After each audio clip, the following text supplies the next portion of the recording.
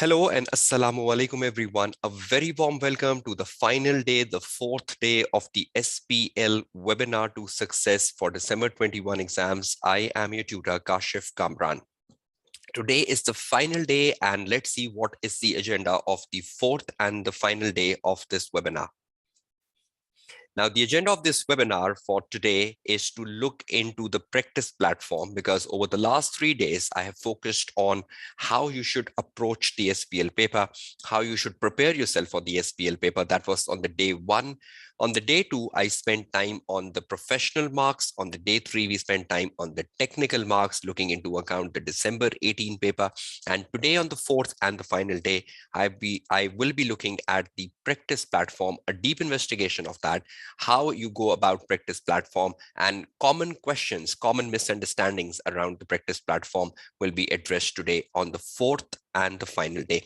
We'll still be looking at the December 18 paper because we have a mindset of that from the last 2 days. So you know the December 18 paper, right, from the day 2, and you know the December 18 paper from the day 3. So let's start the proceedings of the 4th and the final day of the webinar. So we are here on the 4th day. Welcome to the 4th day.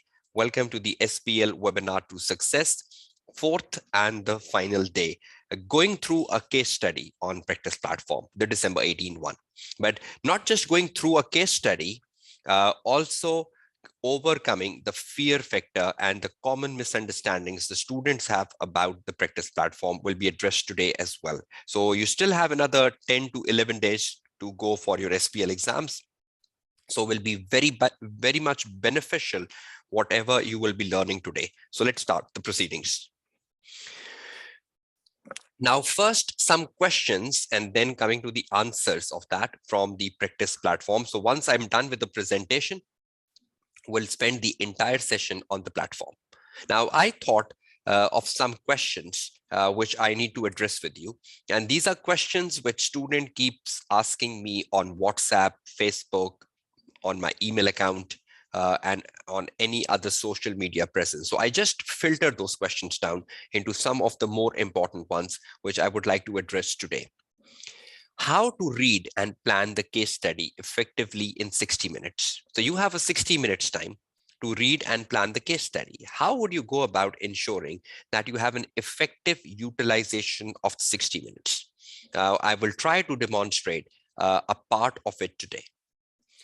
How to write in an effective way to complete all answers within 180 minutes. So how would you go about writing in an effective way in 180 minutes after you have spent 60 minutes on reading and planning? So we need to find an effective way to complete answers within 180 minutes. We'll have a discussion on that today as well. Which commands are usable on the practice platform? Which commands you should be using on the practice platforms? How to go about using those commands? Now, there are so many commands on the practice platform, like highlighters, like bold, italic, underline, like copy paste, like so many other commands like calculators. Which of those commands are workable, usable? You should be using them. Let's find a conclusion to that. Whether to use a scratch pad or not. Now, some of you might like it, some of you might not like it. So I'll come with a clarity on that. How important is the functionality of copy paste, and to what extent you should be using the copy paste? Does examiner likes copy paste a lot or not? Has there been any recent comments of the examiner on copy paste? So we need to come across that as well. Should I be using the on-screen calculator, or should I be having my own calculator? Which one is better?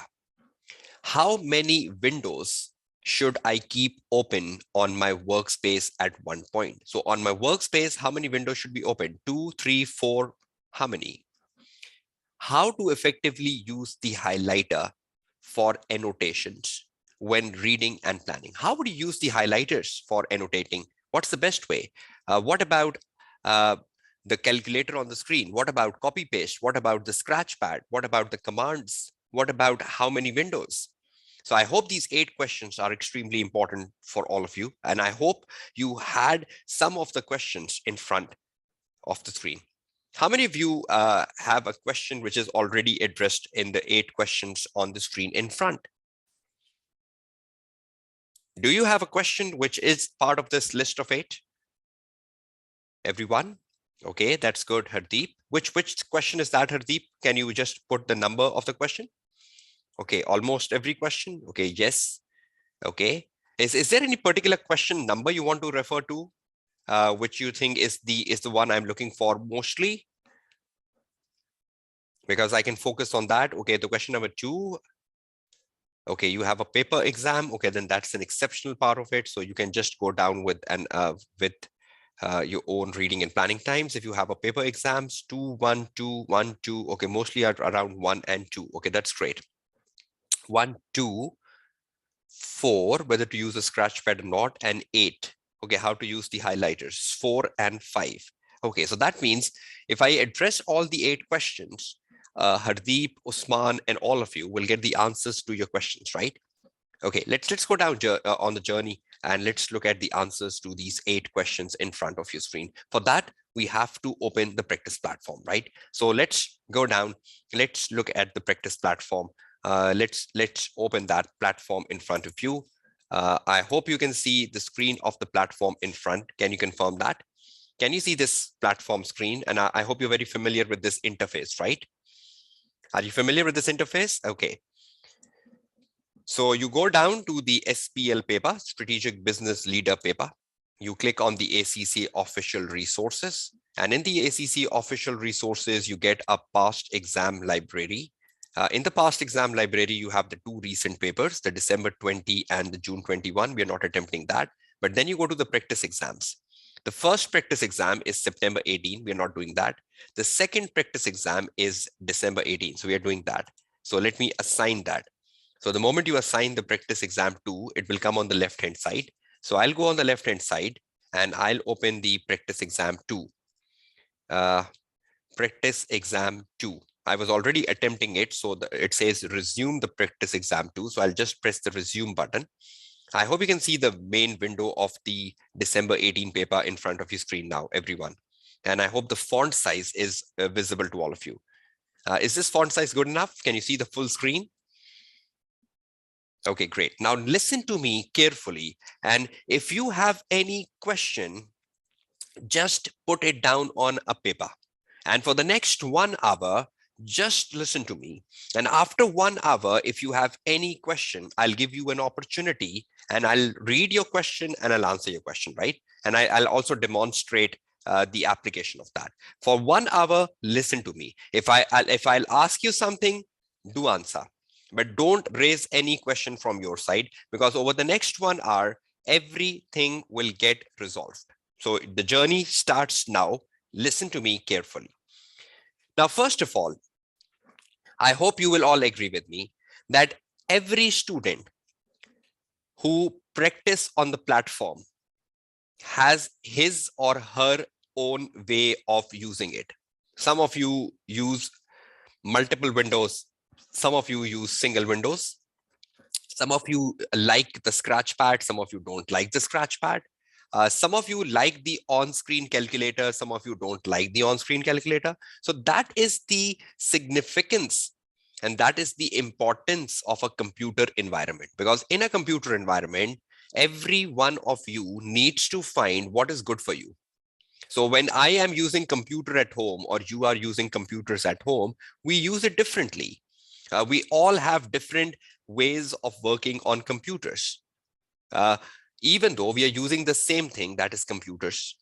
So we are using the same platform, but every one of us use it differently. Some of you like the calculator, some of you like the scratch pad, some of you like the highlighters, and some of you don't like it. So am I right in that context? So are we all flexible on how we use it? And you need to live with what you like. If you like scratch pad, then use scratch pad. Even though if I say don't use scratch pad, but you like it, use it.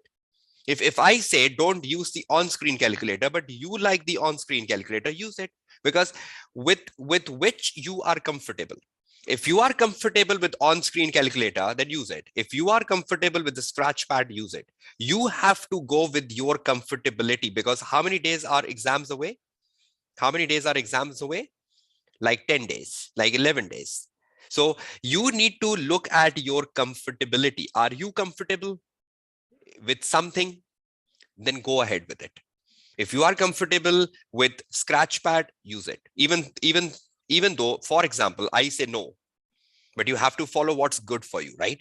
So I'm not enforcing on you. I'm just giving you a suggestion. So take my suggestions as an advice, not as something imposing, right? Is that clear to all of you? So I'm not imposing something on you. I'm just giving you the best guidance. You can follow it. You cannot follow it. It's totally up to you, right? So let's start the journey.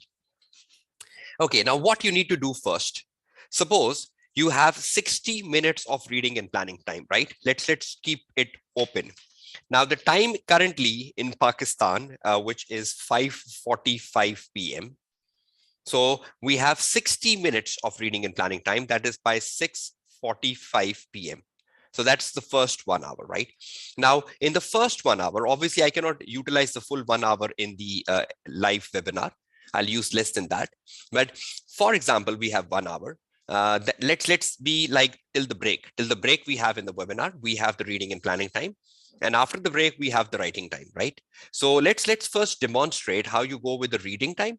And then let's demonstrate how you go with the writing time, right? I will not be taking the actual time because I need to fit things within the 2.5 hours of the webinar. The actual exam paper is 4 hours and we just have 2.5 hours to fit everything. So I will be shrinking some things which needs to be put in context.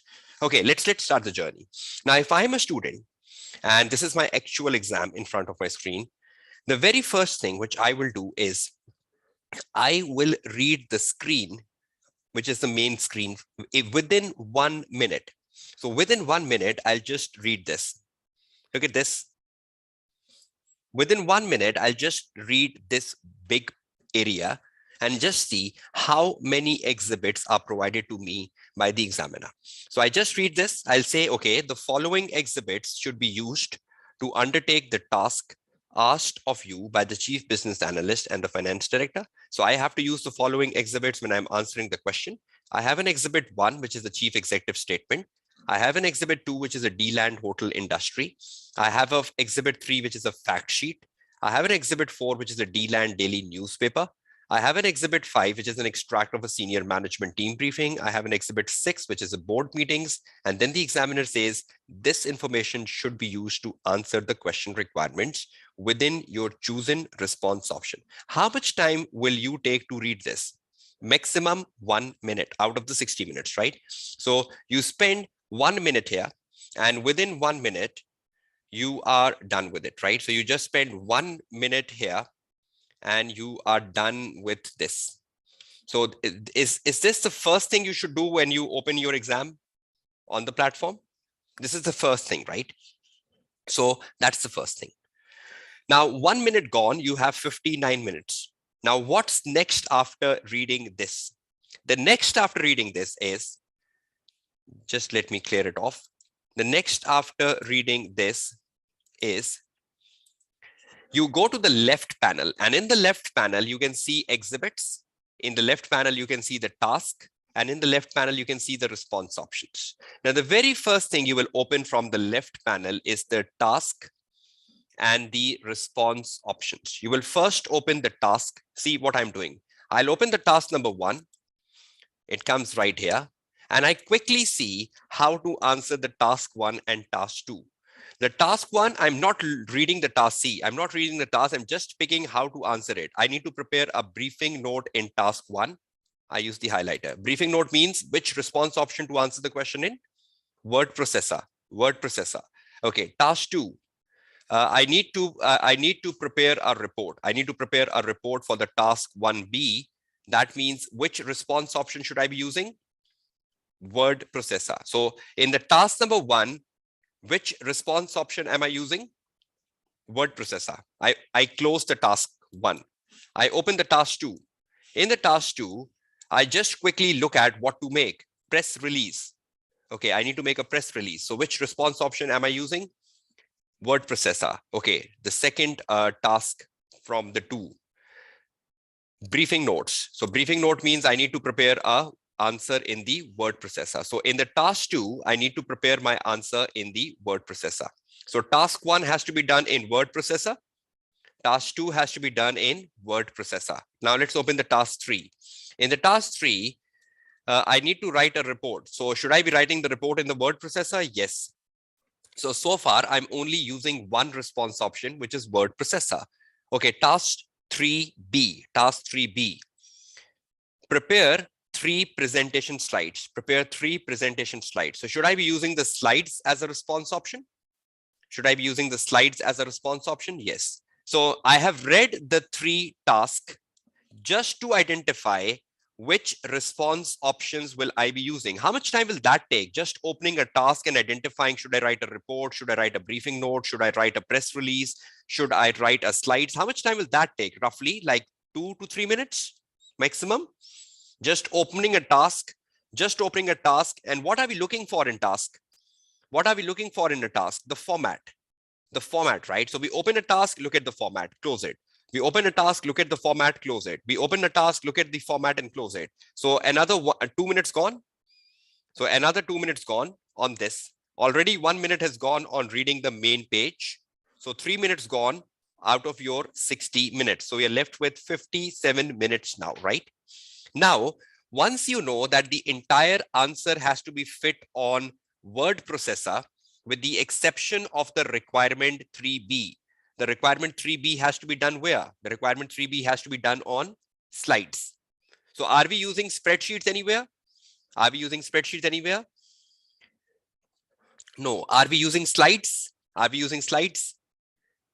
Where? In just one requirement, which is 3B. And for the rest of the paper, what are we using?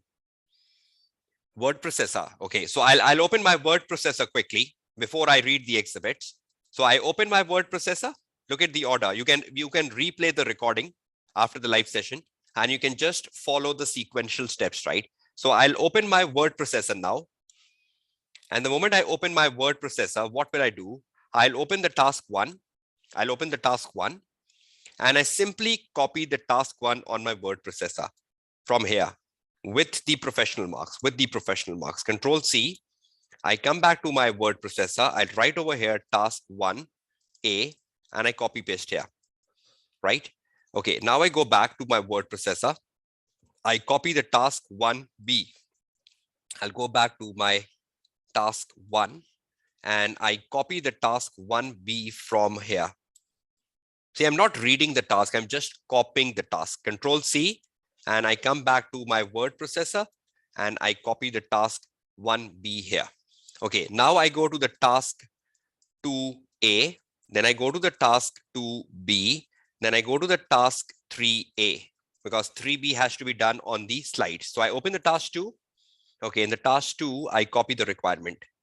Task 2A, Control C, I go back to my word processor, and I put the task 2A here. Okay, I go back to my task 2 again, and I copy the task 2B from here. Control C. Am I reading the task, or I'm just copying the task without even knowing what to do? I'm just copying the task, right? B. Okay, the task 2 gets closed down. But do I know which task is to be done on word processor and which task is to be done on slides? Have I already got that in 2 minutes, everyone? Now, after I know which task is to be done on word processor and which task is to be done on slides, what am I doing? Am I reading the task, or I'm just copying the task into the appropriate options? So I'm copying the task from the task to the appropriate response options without even reading them, right? Okay, you close it. Okay, then you come to the task 3A. You open the task 3A.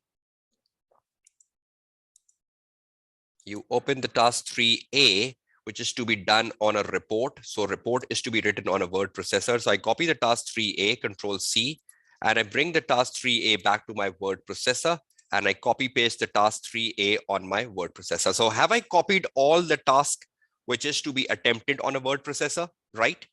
How much time will that take? Just copying the task into the word processor, which is to be done on word processor. How much will that take? Copy paste, just like another 3 minutes max copy pasting. 3 minutes, right? I hope that should not take much time copy pasting. Good. Okay, the last task. The finance director has asked you to prepare 3 presentation slides. So 3 presentation slides, where should I copy this? 3B. Should I copy the 3B on my slides? Should I open the slides? See, I open the slides. And in my slides, I'll just write over here, task 3B, and I copy it here. See? So I just open the slides, and the very first slide, I copy paste here. So I remember that I have to do the task 3B on the slides, and I'll close the slides option. Done. I'll close the task windows. I'll close the word processor. Everything becomes clean. Now see what I have done. In the first 1 minute, I read the main page.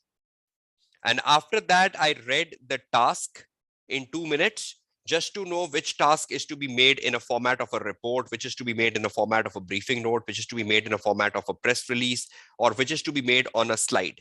Now, in 2 minutes, when I know which formats to use, I'll open the response options, which is word processor, and I open the response option, which is slides, and I copy paste the respective requirements on the word processor, and I copy paste the respective requirements on the slide. Now, in total, roughly 3, 4, 5, 6 to 7 minutes have gone out of the total 60 minutes. So I'm left with 53 more minutes. Is that clear? Are you getting my point, everyone? So far, so forth. You have to replay this video. You have to rewatch this video after the live session comes to an end, so that you can follow the sequential steps if you're liking it. Right? Okay, done. Because I will be a bit quick today because we need to wrap up everything. Okay, now once we have done that, the task has been put down. Should we now exactly read the task to know what exactly is to be done in every task before we get to the exhibits? So before we read exhibits, should we know what to do? Or should we just start reading the exhibits without even knowing what to do? We should first know what to do, right? Then we read the exhibits, right? Always. So let's open the task. Should I open the task from the task window, or should I now just open the word processor, because the task has been pasted on the word processors now? I just should open the word processor because the task has been copy pasted there, and I should just open the slides because the task has been pasted on the slides. And once I know what to do, then I start reading the exhibits from A to Z, right? No, I should not read the overview first, right? I'll even read the overview in the last when I've read what to do. Okay, I'll open my word processor. Now look at my word processor on the screen, and I'll go up.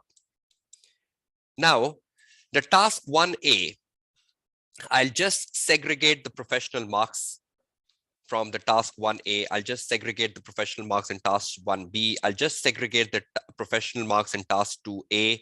I'll just segregate the professional marks in task 2B, and I'll just segregate the professional marks in task 3A.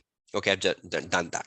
Okay, now in the task 1A, the chief business analyst has asked you to prepare a briefing note. So what we have to do in the task 1A, I'll just put a heading, briefing note. So I have to prepare a briefing note in task 1A for the consideration at the next board meeting, which discusses the key factors which enabled Highlight to be successful in the home country. So we have to discuss the key factors which enabled Highlight to be successful in the home country. So that is the main requirement, right? So I'll just copy this requirement, and after the briefing note, I'll write under the briefing note, this is what I have to do in the briefing note. I have to discuss the key factors which enabled Highlight to be successful in the home country D-land by writing a briefing note. So now should I just delete the A requirement? And how many marks I have for discussing the key factors? I'll just write after here. I'm doing my planning. 16 marks divided by 2 is equal to 8 points. So I need to find 8 points when I'm writing the answer. See, I've removed my A requirement from the screen now. I've just picked the format, and I just picked what to do for 16 marks. See how neat and clean everything becomes in. What are professional marks? When I'm answering the 1A, professional marks are available for demonstrating analysis skill in investigating information from range of sources. So I need to use the analysis skill, and I should investigate information from range of sources. Control C. So when I'm answering the key factors, I should answer the key factors from range of sources. If I answer the key factors from range of sources, will I get the 3 marks? Yes. Control B. Now, should I remove the professional marks? Yes, I should remove the professional marks. Now look at the task 1A. Do I know in which format I should make the task 1A? Yes. Do I know what to do for 16 marks? Yes.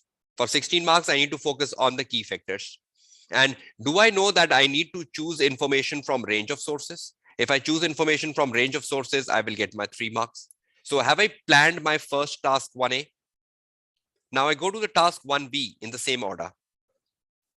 In the task 1B, I should prepare a report. So I am preparing a report, Control C. So in the task 1B, I'm preparing a report. I write it down here, report. So when I come back after 1 hour, I know that the task 1B has to be done in report. What I have to do in the report? In the report, I should evaluate the proposal to acquire the Comfy Stay hotel chain. So I should evaluate. So what is the subject of the report? The subject of the report is to evaluate the proposal to acquire the Comfy Stay hotel chain. So that's the subject matter. How many marks I have to evaluate? I have 16 marks divided by 2. So how many points I should have for evaluating? 8 points. Bracket close. And I remove the requirement, delete. Okay, now professional marks.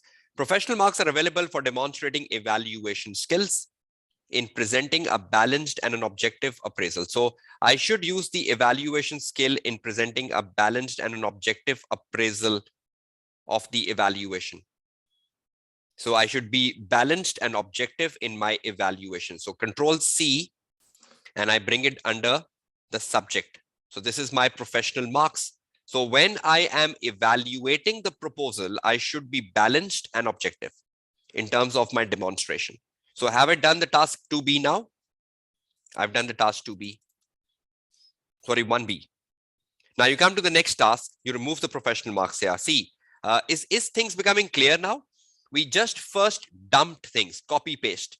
Now we are refining the copy paste into a proper structure of the answer. Are you getting that point?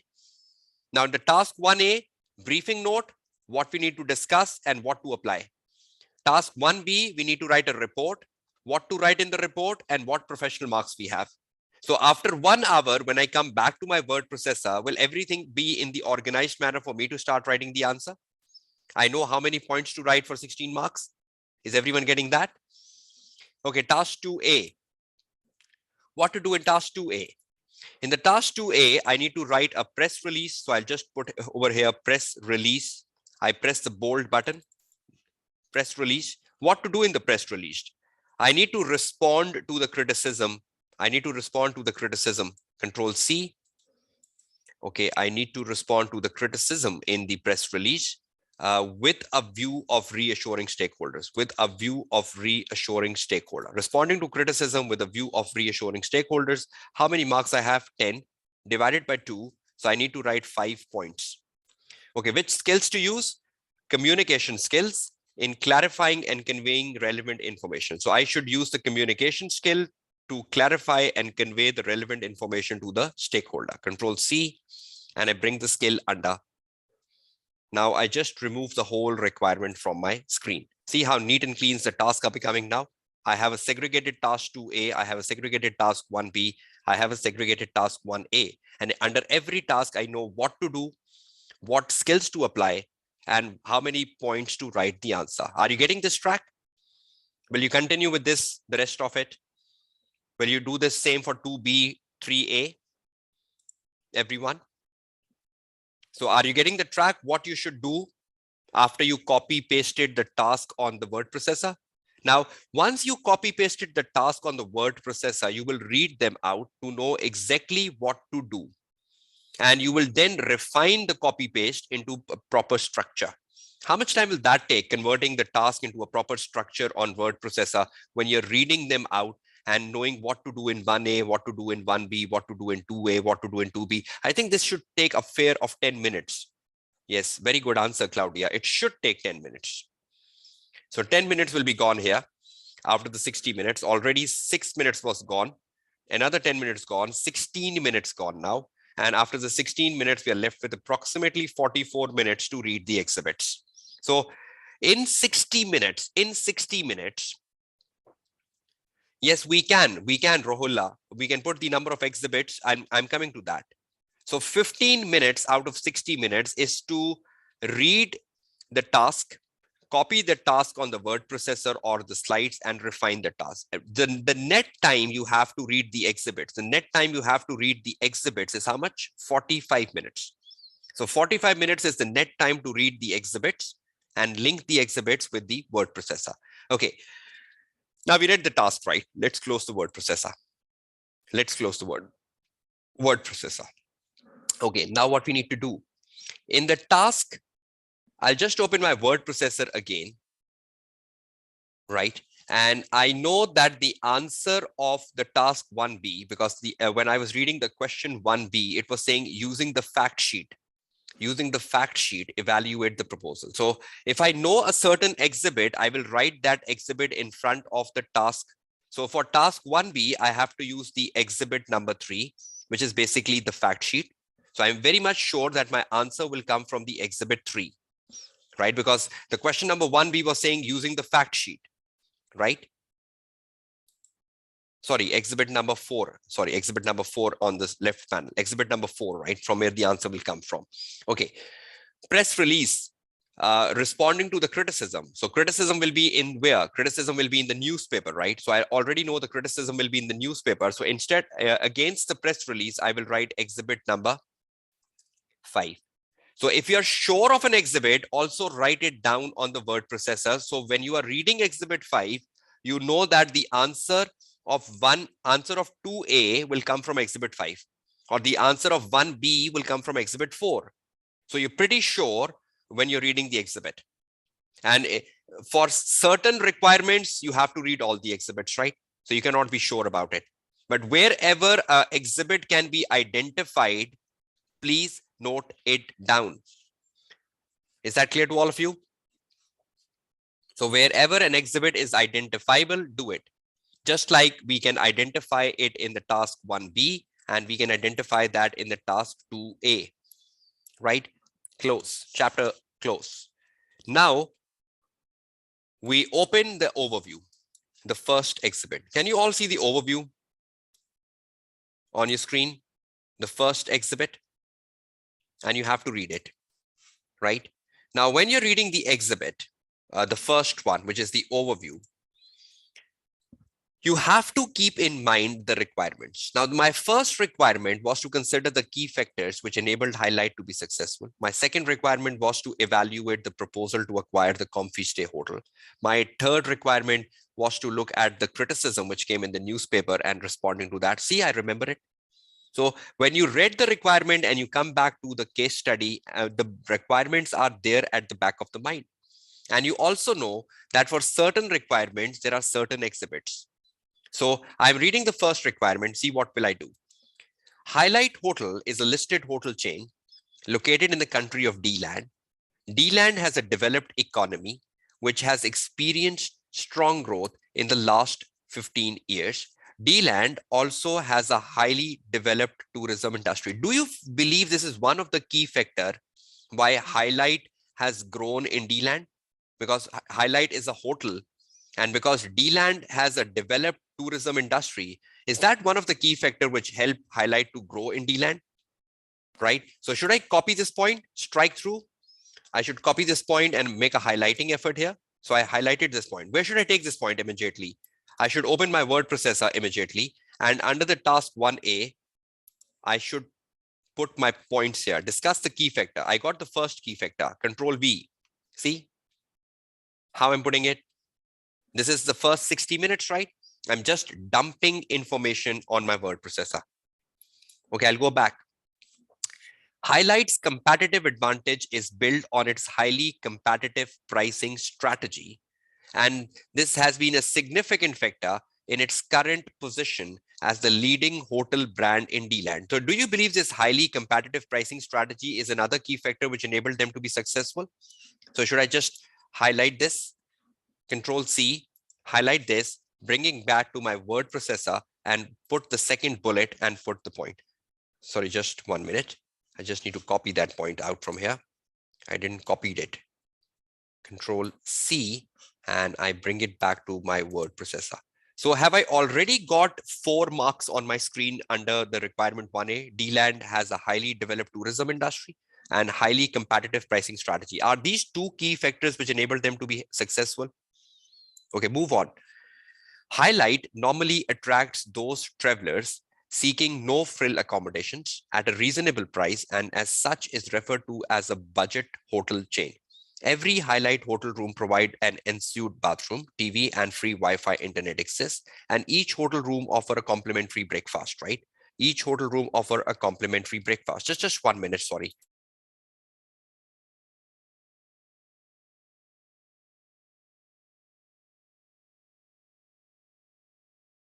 Okay, sorry, I just need to plug my laptop.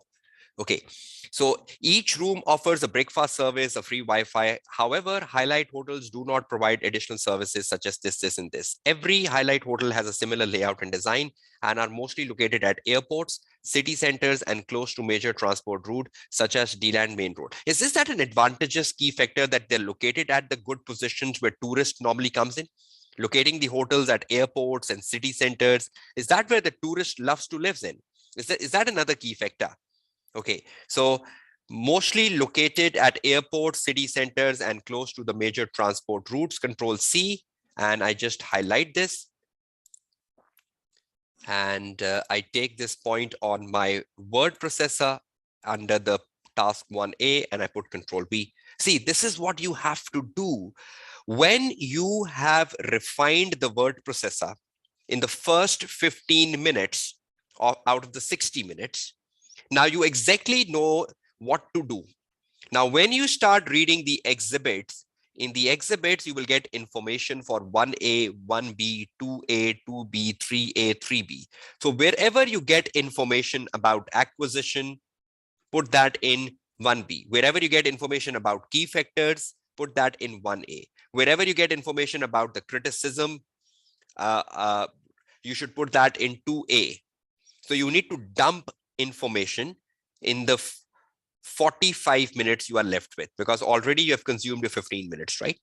Are you getting this point, everyone? How you copy, paste, and dump information on the word processor? Now tell me honestly, after 1 hour, how will the word processor look like? On the word processor, when you come back to word processor after 1 hour, do you know how to write the answer for 1A? Which format? Do you know how many points you need to write for 1A? Have you copied the points to write? Have you copied the points you need to write? And do you know that you have to select the information from range of sources? So when you come after 1 hour on the word processor, do you need to read the exhibits again? Do you need to read the exhibits again? No. So what is the worth of investing your time in reading and planning? What is the worth of investing your time in reading and planning? Because after 1 hour, you will come back to writing. After 1 hour, you will come back to writing. Is there any value of the first 1 hour? Is there any value of the first 1 hour? So the investment you do in the first 1 hour is extremely beneficial. Those of you who do not know how to utilize the first 1 hour, you will fail in the SBL paper. You should find how to plan the first 1 hour. I hope you're getting some techniques to plan the first 1 hour. Right? Okay, let's go back. We were reading the overview. Okay, we go back to the overview, right? So you keep reading the overview, right? And you keep picking up the points from the overview, which are the key factors which enabled Highlight to be successful, right? And you keep going down. Now, once you complete your first exhibit, you close it, right? And you start opening your second exhibit, report on the performance. You open the second exhibit. Now, you open the second exhibit, report on performance, and you start reading, you start identifying more key factors which enabled Highlight to be successful. In Highlight, we have created the D-Land's most popular hotel brand. It is the strength of our brand, along with our superb hotel staff who delivers great service every day, which underpins our success and a key driver of our future growth. So do you believe this is another key factor? Superb hotel staff which offers great delivery service every day. Is that another key factor? Control C. And you come across this and you write it over here on your word processor. So are we taking information from range of sources, or we just took information from the first exhibit? We took some 3 points from the first exhibit. We're taking the 4th point from the second exhibit. So we're going into range of sources, right? So are we fulfilling the analysis skill, considering information from range of sources as well? Good. Okay, you read the second exhibit on your screen, and you keep picking points which enabled highlight to be successful, right? So you go this way. What are the reasons that highlight has been successful? So you go down and read it and read it and read it.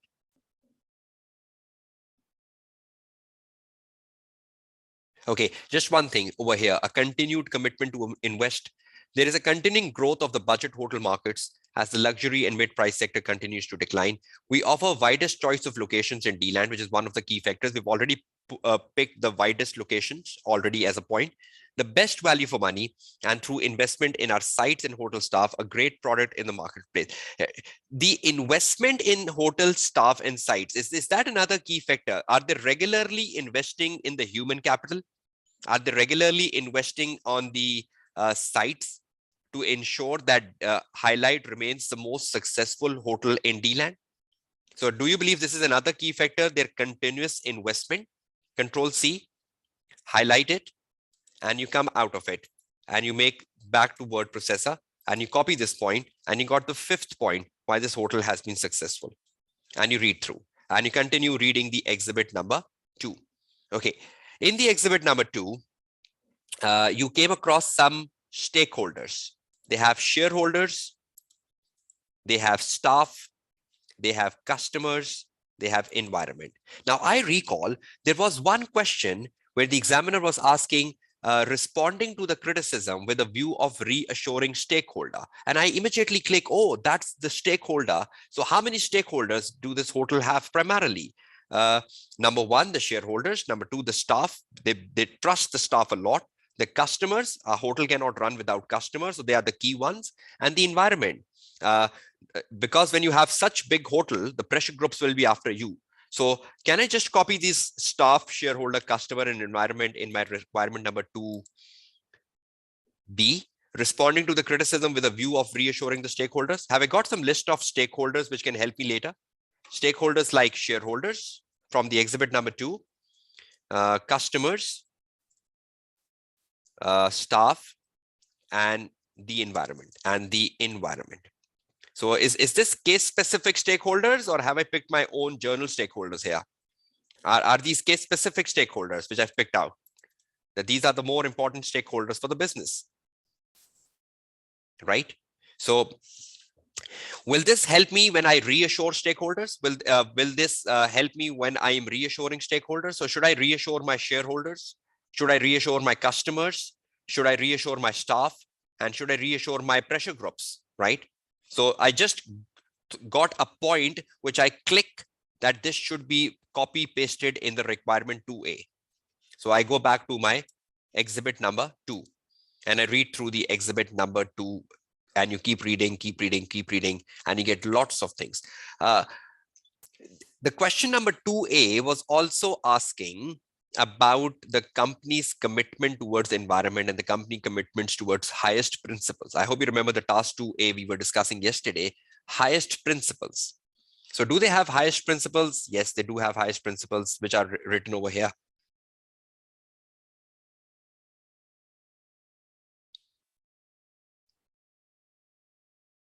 See this. They have highest principles.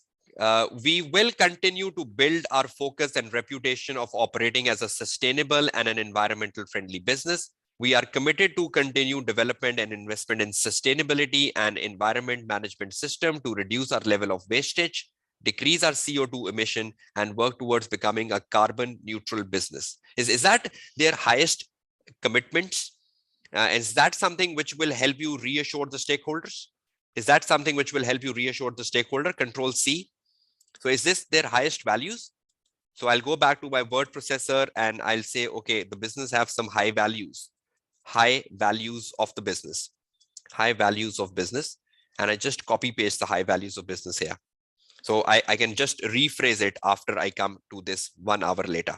So this is their highest values they have, right, as a business, which will help me draft an answer later. Okay, they also have another high value. All our staff will be continued to be trained in environmental management and sustainability awareness, and so on and so forth. So do they believe on training the staff? All the staff will be continued to be trained. Is that one of their high principles? So just go back to the word processor and put that as well here. So reassuring the stakeholders, how would I reassure stakeholders? Through my high principles of environment, through my high principles of investing in people, investing in the staff. Because the criticism which came in the newspaper is a social criticism and is an environmental criticism. So when I need to respond to the social and environmental criticism, I need to respond it through my commitment towards environment and my commitment towards people. So this point will help me somewhat when I'm framing my answer for 2A. So you read the 2A exhibit just scattered in the time zone we have in the webinar. I hope you're getting the track. Then you open the exhibit 3, D-Land Hotel Industry Report. D-Land Hotel Industry Report, exhibit 3. You might get some key factors by hotel has been successful. You read through the D-Land Hotel Industry Report. If you get something for 1A, 1B, 2A, 2B, you will keep reading that and you will keep copy pasting that on the word processor. See, there is something about stakeholders here as well. So you can link this with the requirement number 2A when you're thinking about the stakeholders and so on and so forth. So you read through this exhibit as well. And if you find any relevant information, you will just copy paste that back to your word processor. So your 1 hour is reducing down and down and down. You open the next exhibit, fact sheet for the proposed acquisition. And immediately you open the fact sheet for proposed acquisition. What will you recall in the exam paper? That this is the exhibit where I will get my answer for 1B, evaluate the acquisition. So I'll pick up some of the information from here in terms of building my answer for 1B. Right, so this is the analysis of acquiring the Comfy Stay Hotel. They have some key business and industry data. They have some key investment data, and they have some additional informations, right? So from this, you need to pick up the information which you will dump in the requirement number 2, requirement number 1B, evaluate the proposal, right? So the exhibit number 4 will help you find the answer for 1B, and you will copy paste the same way I just did for 1A. Then you open the next newspaper article, and the moment you open the newspaper article, you will recall, oh, there is a requirement 2A in which I need to respond to the criticism. So while you're reading the newspaper, you will pick up the criticism, just as we did yesterday. Suppose you pick up a criticism. Staff in Comfy Stay are currently paid well below the rate of pay they earned in D-Land. That's the first criticism. Control C. And I need to respond to this criticism. And you take it on the word processor and you put the first criticism under 2A, criticism, and you put the first one using a bullet, first criticism, that the staff are paid less. Okay, you move on. They also work longer hours per week with few employment rights such as holiday and sick pays.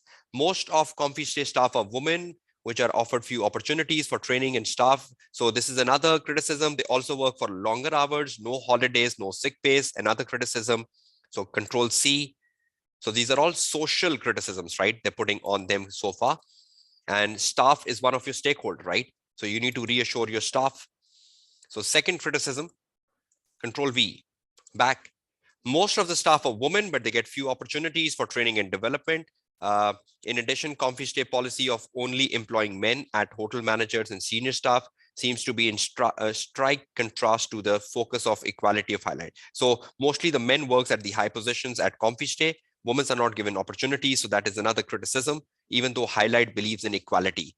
So you need to respond to this criticism. Control C, the third criticism, and you copy paste this third criticism back on the word processor, which you need to respond and you need to reassure stakeholder.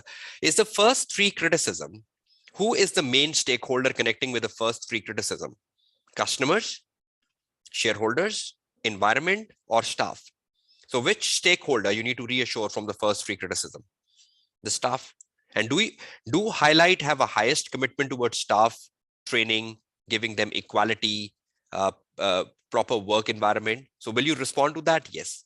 So you go down next page. Staff pay and conditions may not be the only concern. Comfy was fined by the government of Valendia 2 years ago for polluting the local waterway. So they are not good for environment. Comfy Stay was fined for the government for polluting the waterway. So that's environmental concerns. Control C. So they have an environmental criticism as well.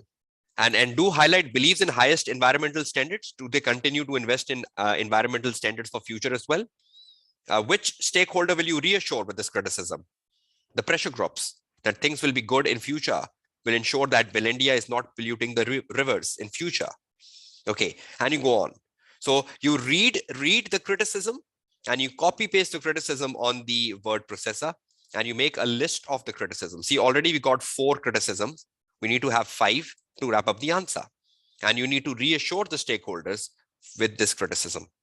See, dumping the answer. You open the second last exhibit and you start reading the second last exhibit, which is the team briefing.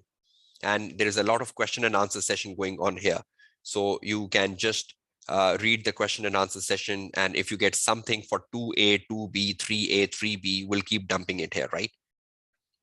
Right. There is something about integrated reporting here. So you know which requirement deals with integrated reporting. So you can just copy paste integrated reporting into that particular requirement.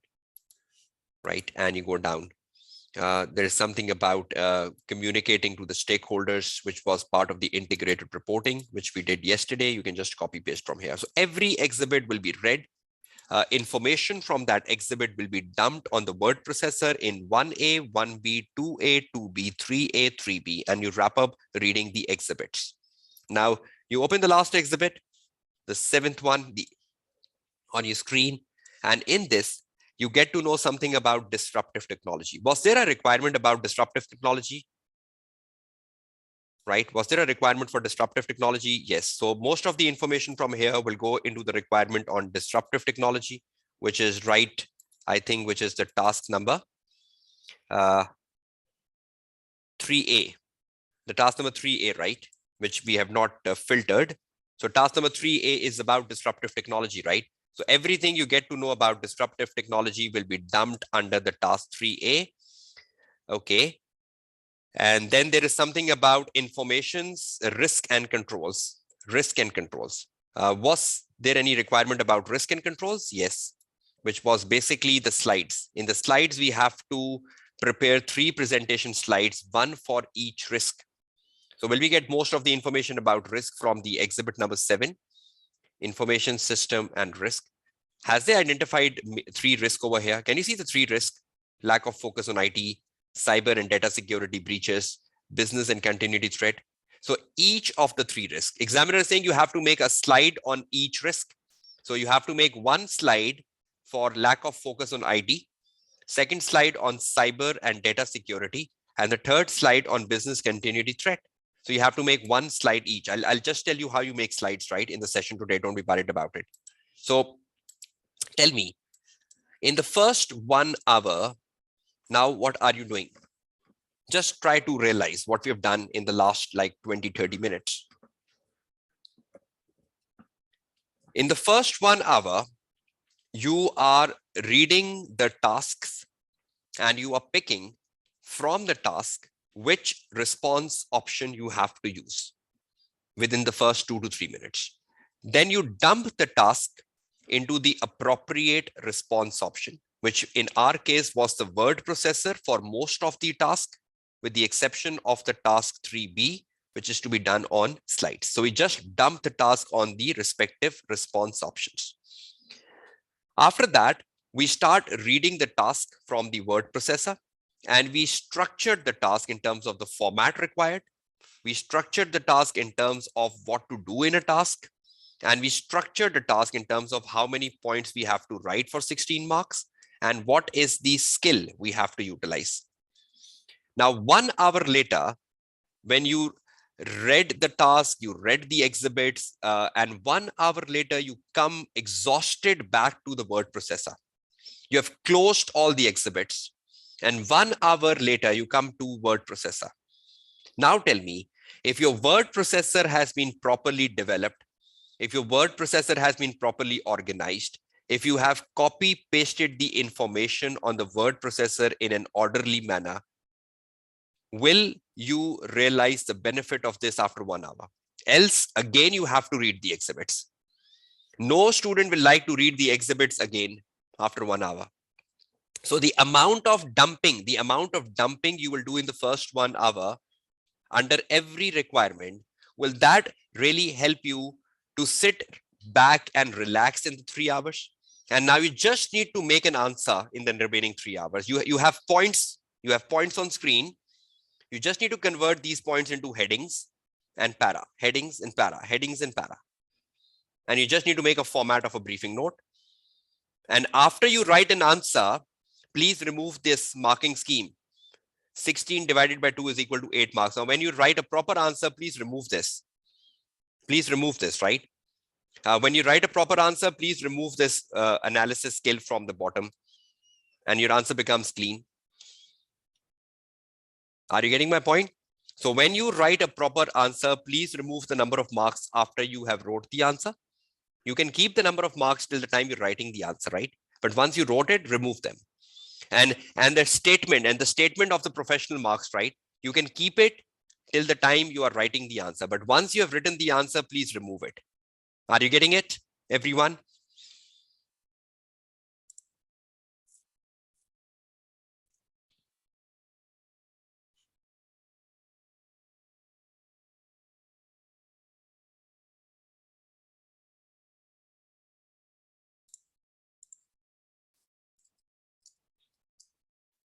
I told you how to read the requirements yesterday, right? On the day 3, right? Just follow that technique, Muhammad Usman. I told you how to read a requirement, right? Because we have a limitation of time today, right? So I'm just rushing over things, but the techniques guided to you yesterday is also very important, right? So how important is the first 1 hour in terms of reading, dumping, putting things on the word processor? And after 1 hour, when you look at this word processor in front of you, see how much of the things have dumped on word processor. You just need to pick up the task briefing note. And in the briefing note, you just start writing the answer. You say key factors for highlight success, like this. You put a heading, tourism industry, develop tourism industry. See, you put a point, develop tourism industry, like this. And you write an answer under this, develop tourism industry. And you write an answer under this, whatever the answer is. You keep writing the answer. Whatever you try to write, you keep writing the answer here. And you keep writing the answer here. You keep writing the answer here. You keep writing the answer here. And you complete the answer. You put a full stop, right? You put a full stop and you say, okay, I've done the answer. You come to the next heading, pricing strategy. You start to write under pricing strategy, whatever that is. You go to the next heading, you go to the next heading, you go to the next heading, and you wrap up the answer. See, the amount of information you dumped on the word processor is now helping you to translate an answer without even looking at the exhibits again. So should you dump as much information as possible on the word processor? Or should you just be casual about dumping it? Should you be very particular about dumping information on the word processor? Everything you need after 1 hour. Everything you need after 1 hour. No, you will not be penalized if you mistakenly leave the marks and skills on the screen. No issues with that, but please remove them. It's a journal professionalism, right? So the amount of information you dump on word processor, and with the careful attitude you dump it, you will not need to go to the exhibits again. But if you have casually dumped information on the word processor, believe me, you have to start reading the exhibits again after 1 hour. So try to realize the importance of the first 1 hour in SBL, which is extremely important. Will you start doing a practice on this from tomorrow? Will you take one paper and go on the same track as I've guided you today? Will you keep a timer of 1 hour with you and you open up a paper and keep a timer of 1 hour and start doing what I've guided you? You read the task, you make a word processor, you start reading the exhibits, you dump information, and where the 1 hour buzzer buzz, right? You have an alarm, 1 hour and the alarm buzz, stop. See, within 1 hour, how much I've done? Have I done 90%, 80%, 95%? Excellent. If you've done something like 80 to 90% in 1 hour, that's good, because in exam pressure, you will do it 100%. But if you've done just 50% in 1 hour, you need to practice more. So will you do an exercise on the same tomorrow by keeping a alarm for 1 hour? And you start tracking the reading and planning time on the sequence guided to you in the webinar today, and see how much you fit. Okay, now let's come to some journal discussions here before we go to the second stage of our activity. Okay, first of all, there is an option of strike through. How many of you use strike throughs? Have you ever used strike throughs when you're practicing at home? Is there any benefit of that? I don't find any benefit of using a strike through here. So honestly, that's not a command you are using at all, right? Don't be worried about strike throughs, right? Calculators. How many of you are comfortable using calculators on screen like this? How many of you are comfortable using a calculator on screen? Or are you more comfortable using your own calculator? Tell me. Own. Okay, one good answer. Own. Okay, own. Okay, most of you are comfortable with own, and that's the right answer. I think you should keep your own calculator, which is on the table with you, so you can use your own calculator. I think the speed will increase when you use your own calculator rather than you use an on-screen calculator. So on-screen calculator, a big cross. Okay, let me put some crosses here. Annotations. A big cross on strike through, right? Just let me take the annotations here, sorry. Okay, a big cross on strike through, a big cross on calculator. What about symbols? Do you use symbols in SPL paper like dollar, euro, something like that? No, right? A big cross on that as well. Okay, highlighters. Do you use highlighters to annotate when we are reading, just to ensure we have read through certain areas? Highlighters are good, right? So just make a circle on it. Highlighters. Highlighters is one good command you are using, and we can speak more of it. Yes, I'm coming to that, Hardeep. That can we use other color highlighters as well, and what benefit we'll get out of it. But highlighter is one good command we can spend another 10 minutes on, right? One. Okay, scratch pads. If we make word processor our scratch pad, have I made word processor my scratch pad, copying everything on the word processor, dumping everything on the word processor? Is it more easier rather than first I put things on the scratch pad and then I put things from the scratch pad to the word processor? Is that more difficult? You first put things on the scratch pad and then from the scratch pad you put on the word processor. Is that taking a lot of time? So first I put things on the rough paper, and from the rough paper I put it on the Microsoft Word. Is that difficult, or should I directly put on the Microsoft Word? So what is the answer of the tutor? Should we use the scratch pads? If any one of you is using, that's fine, but I'm not recommending it at all. A big cross on the scratch pad. Do directly on the word processor. Is that clear? Okay, and then what about copy paste? Is that a useful command? Provided that you are copy pasting and then rephrasing. If you just copy paste without rephrasing it, see, I copy pasted to remember. I copy pasted to remember, right? But then what I did, I just pick up a point and write my own answer. But I cannot just copy paste sentences from the case and say, oh, examiner will give me 2 marks for it. No. Reproducing the case study, copying the case study is of no marks till the time you put your own perspective to it. Are you clear with it? So which command is usable? Highlighter. and the response options right? So now let's spend more time on response options. Let's spend more time on highlighter. Let's spend more time on getting some more techniques on the computer-based exams. Now, just give me 1 minute before I show you something which is extremely important, and then we take the first break. Okay, just give me 1 minute. I can open one document which is of importance to all of you, because I need to share the criticism as well, which is extremely important.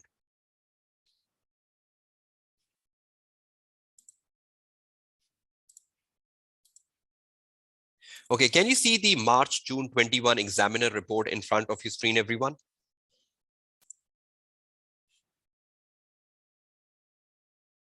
Right? Okay, now you go down this, and I just want to show you some criticism of a computer-based exam given by the examiner. Okay. Okay, first of all, examiner is liking you to do the papers on practice platforms. They've given you a hyperlink of the practice platform. Then he's telling you about the format of the exam. Then going down,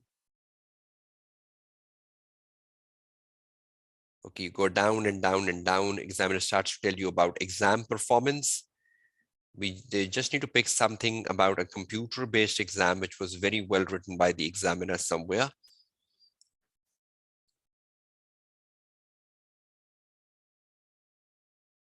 See this, exactly this.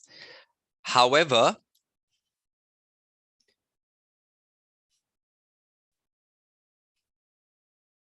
look at this. Just read this statement I have highlighted in red. Just read the statement highlighted in red and tell me, are you agree and good with it? Read and understand.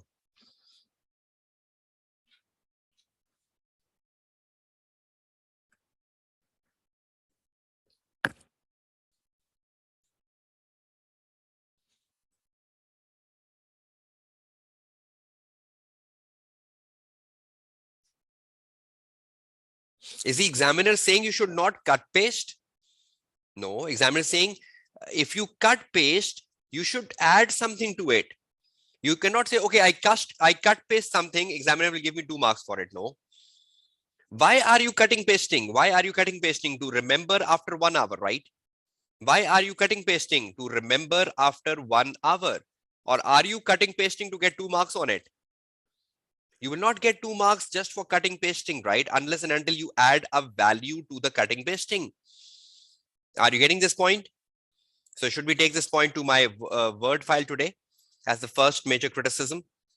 Because we should have something on the Word file to share with you, right? At the end of the seminar, at the end of the webinar, sorry. Okay, just let me open the Word file today. Okay, we are dealing with the Word file on your screen. We are looking at the practice platform today.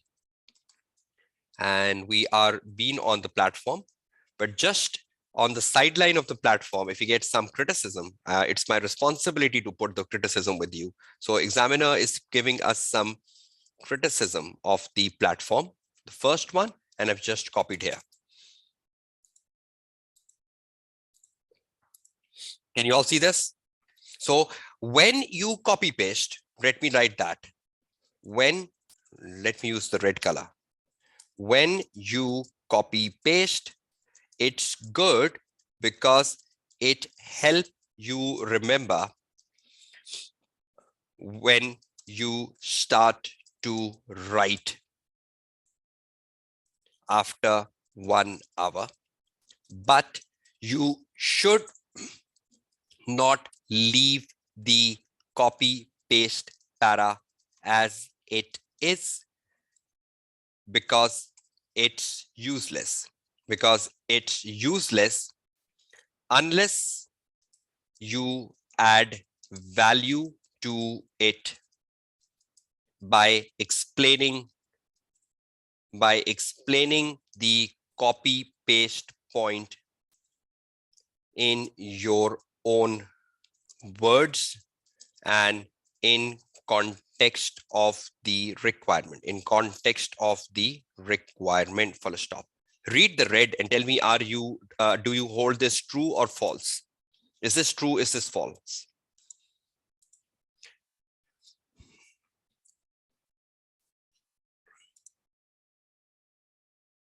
Rephrasing, right? Rephrasing. A lone copy paste is useless till the time you add value to it. So value addition is extremely important. Let's go back to the criticism again. See, is there anything more? See this. Examiner is telling us something in the last line. Can you read this last line I've highlighted on the screen?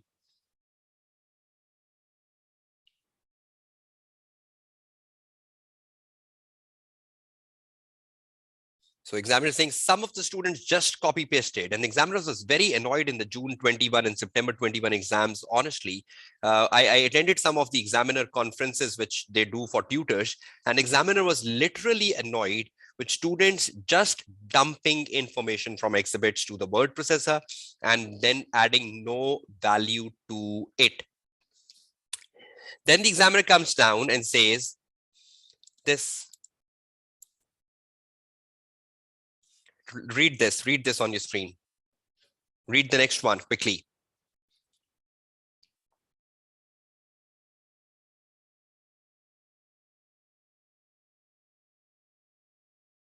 And tell me, this is exactly what I told you today. This is exactly what I demonstrated you today.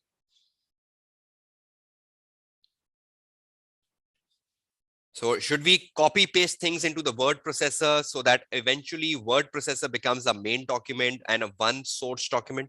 So after 1 hour, word processor should become our main document, right? And we should not look left and right. We should just focus on the word processor for the next 3 hours, right?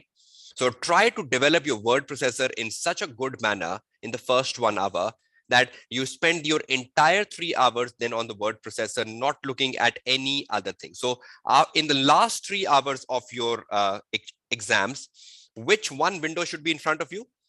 In the last 3 hours of your exam, which one window should be in front of you? The word processor. And you should spend the entire time on it. Or even the slides, right? Because you have to make one requirement on the slides. I'll just come to slides and tell you what to do in slides basically, right? Because there are lots of issues with student making a very bad slides in exam. So let me just copy this and take it to my Word file, because these are important notes which will help you when you're revising in the last 10 days of your exams. Let me copy this here as well. This. So examiner criticisms and examiner advice. So this is a wonderful advice of the examiner, right? He's appreciating that you can copy paste, but what is the benefit of copy pasting, right? Next point.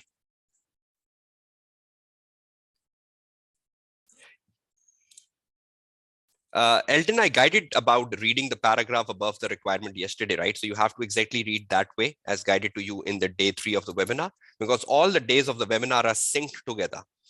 You need to take the 4 days together to reach a conclusive evidence. Okay.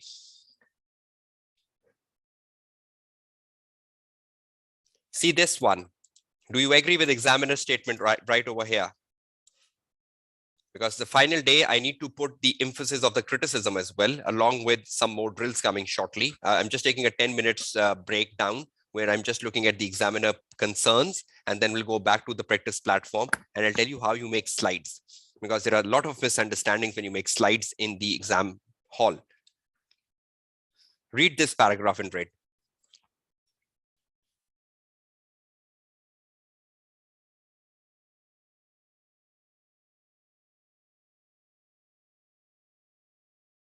See, you should sit down with a timer, 4 hours.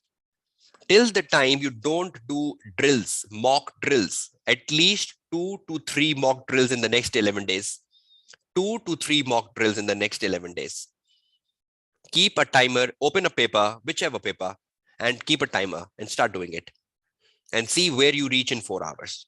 You have to do 2 to 3 papers this way to take a command of doing 100% paper in 4 hours. Otherwise, you will collapse or you will become stressed out on the day of exam.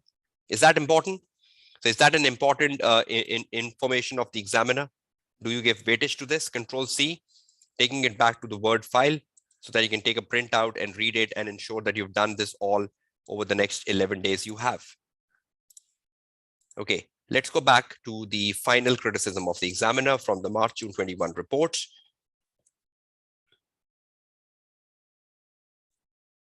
Look at this one. might be helpful to all of you. Read this one. Some of you might be facing this problem in the exam paper. Read this and tell me how many of you relate this paragraph with yourself.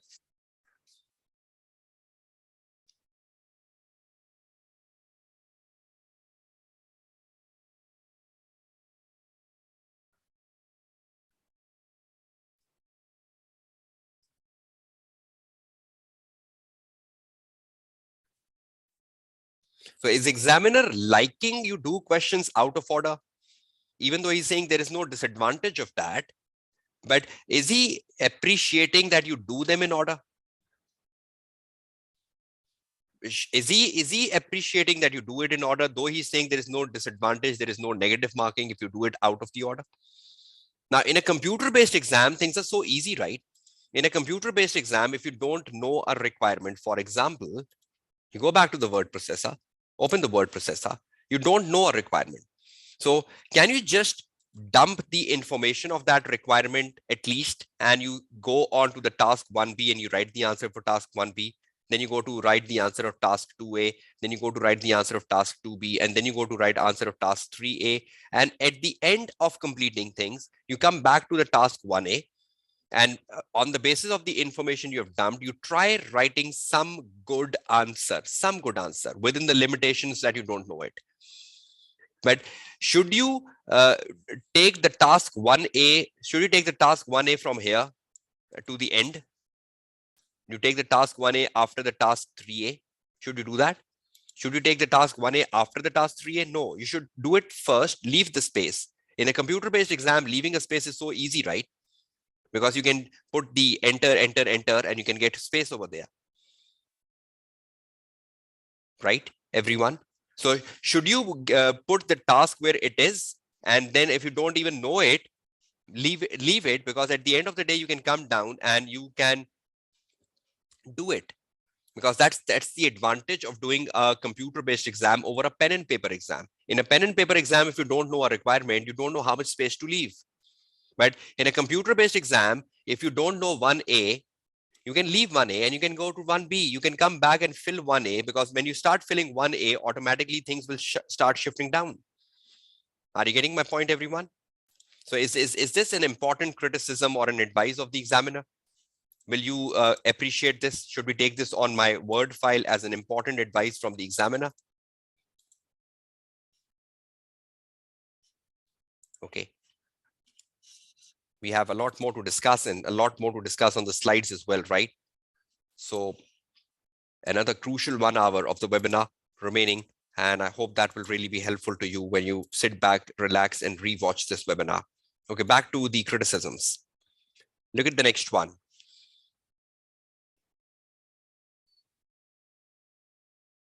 Can you just read this out from here to here? Some of you might be thinking, oh, this is for me.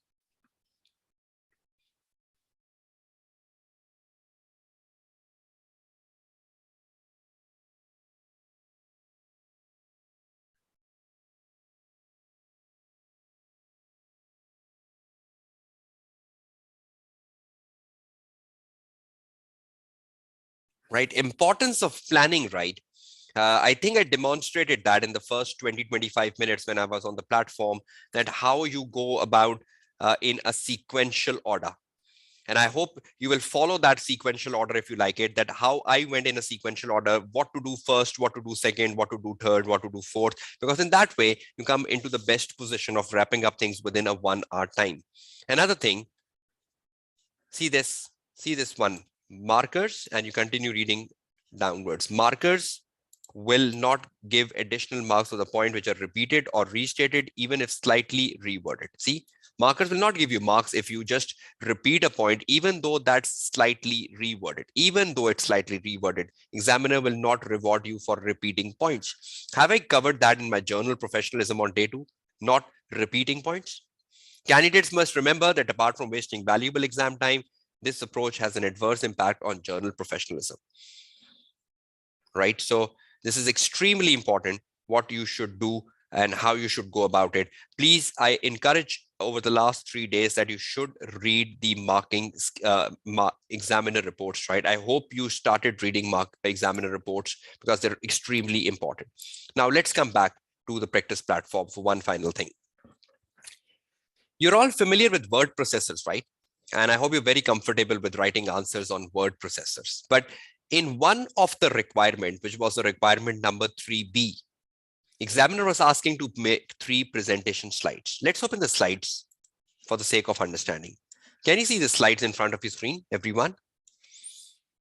So how many slides examiner wants us to prepare? The finance director has asked you to prepare 3 presentation slides, 1 for each risk identified, and accompanying notes. So you have to make 1 slide for each risk with accompanying notes for the next board meeting, assessing the potential outcome of the risk and recommending actions. So for every risk, what we have to do? We have to make 1 slide for 1 risk. So we have to make 1 slide for 1 risk. So this is my slide number 1. So the slide number 1 is for the risk 1. What is the risk 1? Let's go back and see what's the risk 1. The risk 1 was in the board minutes. Lack of focus on IT and IS strategy. Lack of focus on IT and IS strategy. Lack of focus on IS and IT strategy. So that's the risk number 1 on the slide number 1. And what the examiner wants, that 1 slide address 1 risk, right? So you go to the second slide and you put the risk number 2 on the second slide, risk number 2, whatever that is. You go to the third slide and you write the risk number 3, right? 3 slides. And after every slide, you have a speaker note. Speaker note is the accompanying notes, right? Where you have to write the answer in a paragraph form. Slides are not in para, slides are in bullets. So let me demonstrate you one. So examiner wants 3 slides, 1 for each risk with accompanying notes for the next board meeting, assessing the, sorry, 1 minute is, we need to assess the outcome of the risk and recommending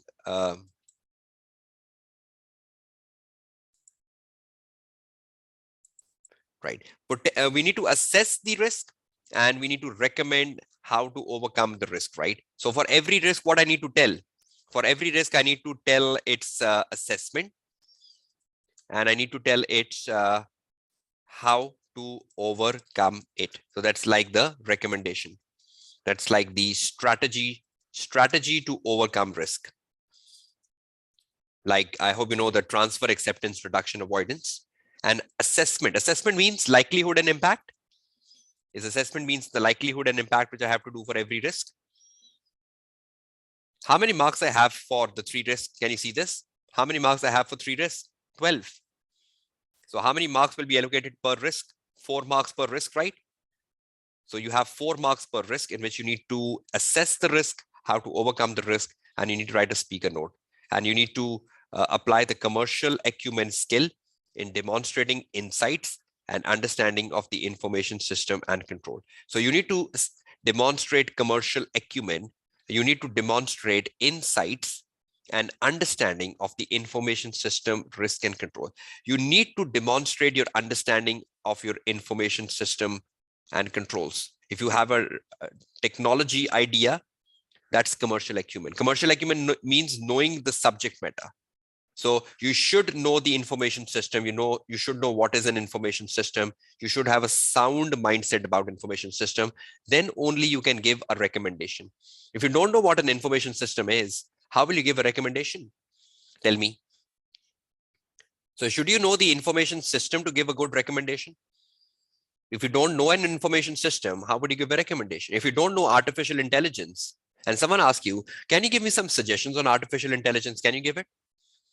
If you don't know robotics and someone asks you, can you prepare a report for me on robotics? Will you prepare a report for him on robotics? Never. Commercial acumen is to know the insights, is to have a knowledge on the subject matter so that you can give the right advice. So commercial acumen is to give the right advice, is to give the right recommendation. Yeah, are you clear, everyone? What commercial acumen is?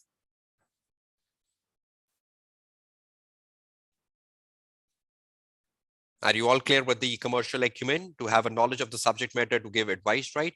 Now, 3, see how you make a slide.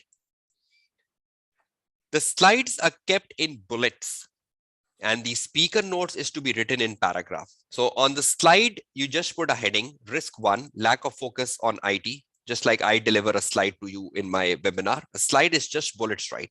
Risk 1, lack of focus on IT and IS and IT strategy, assessment and how to overcome it. For example, you write for the risk number 1, you just write, it has a high likelihood.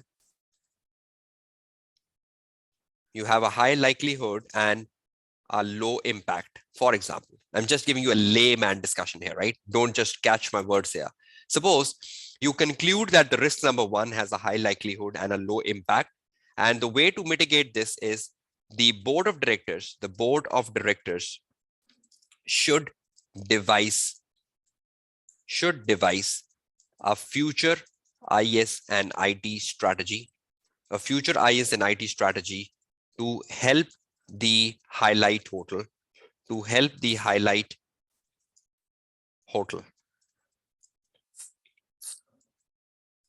in terms of future competitiveness, full stop.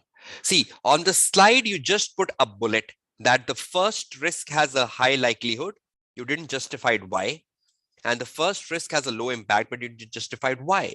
And the ideal strategy to overcome the first risk is that the director should devise a strategy. But how they should devise a strategy, what should be part of the strategy, you're not telling that. So the slide should only contain bullets. Now, when you come to the speaker note, in the speaker note, you will explain it. So you will say the lack of IS and IT strategy,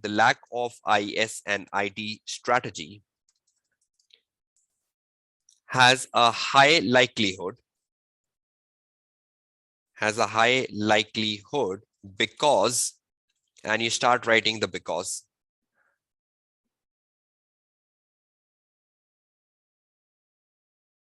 Right? You start writing the because.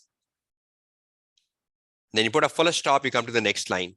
Further, the lack of IS and IT strategy has a low impact considering the fact, and you continue writing your statement.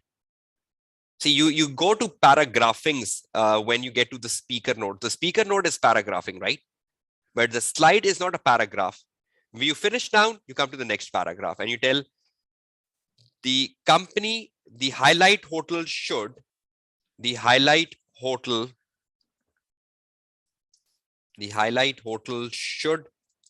devise a future IS and IT strategy by, and you continue telling how, by whatever. And you explain that in like 2 to 3 sentences, right?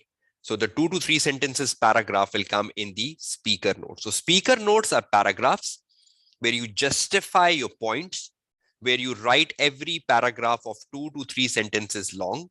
But when you make a presentation slide, the presentation slide is just like a bullets. So you put the title of the risk number 1, and you just tell it has a high likelihood and a low impact. But what's the reason? The reason comes in the speaker note. The management should devise a strategy. Just that is it.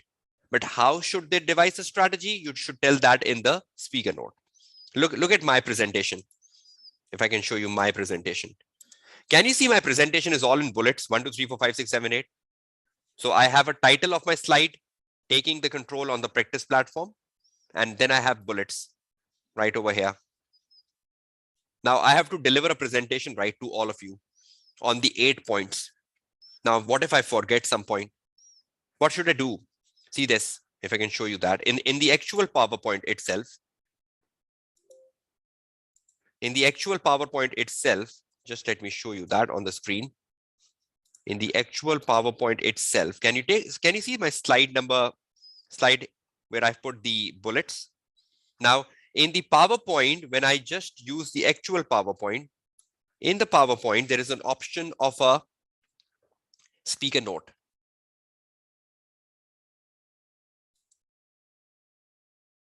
Okay, can you see can you see the slide space here?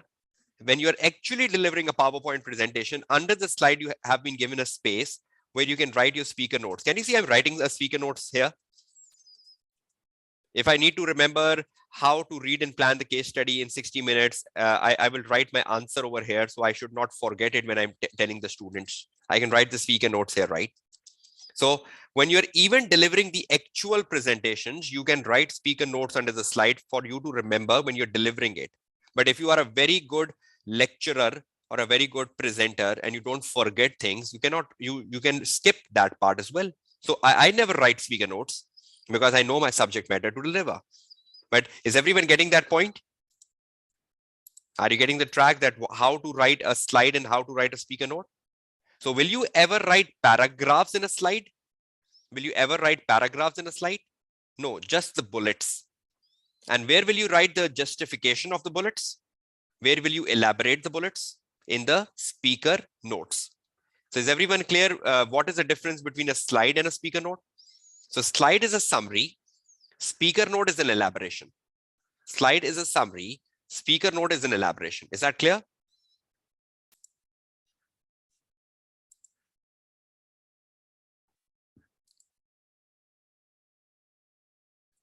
Yes, you have to include speaker notes, right? Every time examiner will give you a speaker note under the slide. That is a default, right?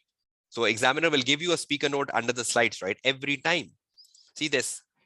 The slide here is the summary. The slide here is the summary, and the speaker note under the slide is the elaboration, of the summary. Are you getting that?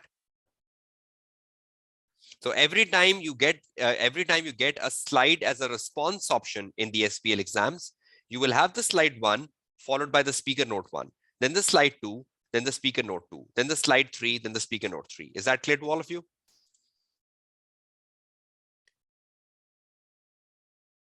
Yes, and Hardeep, examiner was already making clear one slide for each risk. So you had 3 risks given in the exhibit number 7. So automatically you got to know that you have to make 3 slides. An examiner will not give you extra slides even. See, if I can just show you that. If examiner wants you to make 1 slide or 2 slide or 3 slides, when you open the response option, the slides response option, automatically by default, you will have the same number of slides. See, I open the slides option right on your screen now.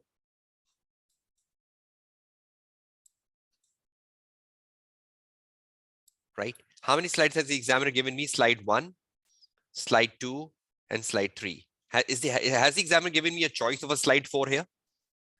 No, because that means examiner will give you only that much slides which you have to prepare. So even by looking at the response option, you will get to know how many slides you have to write. An examiner is also making that clear in the requirement, Hardeep, that you have to make 1 slide for each risk, and then by default there were 3 risks. So will examiner give you extra slides? Never. So if you are a clever student, by looking at the examiner slide option, will you exactly know how many slides to write? So examiner will never give you extra slides. Never give you extra slides. So the amount of slides the examiner need will already be pre-given to you. I hope you're all clear on that. So I hope if anyone has some misunderstandings about slides, how you write a speaker note, how you write a slide, I hope this last 10-15 minutes must have helped you. So has the last 10-15 minutes help you on writing what is the content of a slide and what is the content of a speaker note? Yes, Claudia, in slides, we include the bullet points. Then on the speaker notes, we give the elaboration of the bullet points. Perfect, Claudia. So you put bullets and you give the explanation of the bullets in the speaker note. You are getting the right perspective, Claudia. So is everyone clear about a slide and a speaker note? If you had any confusions on that, or if you still have any confusions, you're more than welcome to ask a question. Okay, that's great. So have we got the list of the final questions? Let me confirm that for 1 minute. Just give me 1 second. If we can just put things off and get back to our standard list of questions here. Okay. How to read and plan the case study in 60 minutes. Have you got some clues to that today?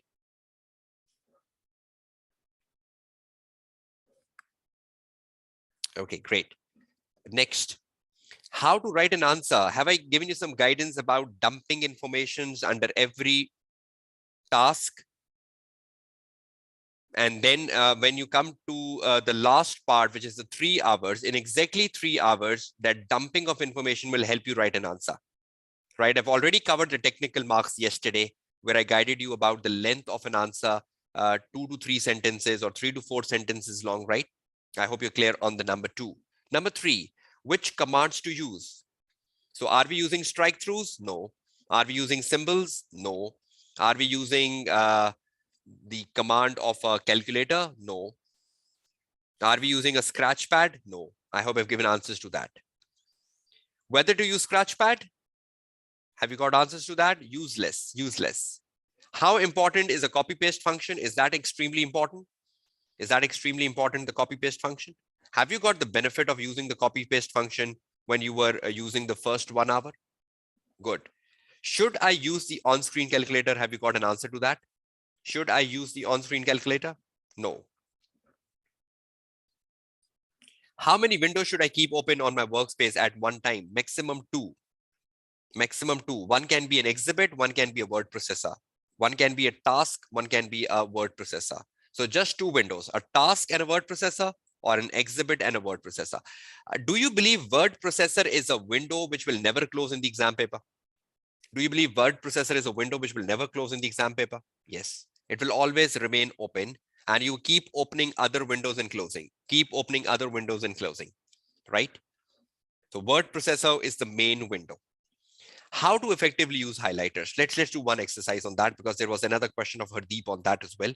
I just have a very good suggestion of using different colors of highlighters. Let's do that. Okay. Now, for example, you are reading a task 1, right? And in task 1, you need to find the key factors which enabled highlight to be successful. And you say, okay, key factors, I'll keep all the key factors in yellow. So wherever I highlight yellow, these means the key factors. And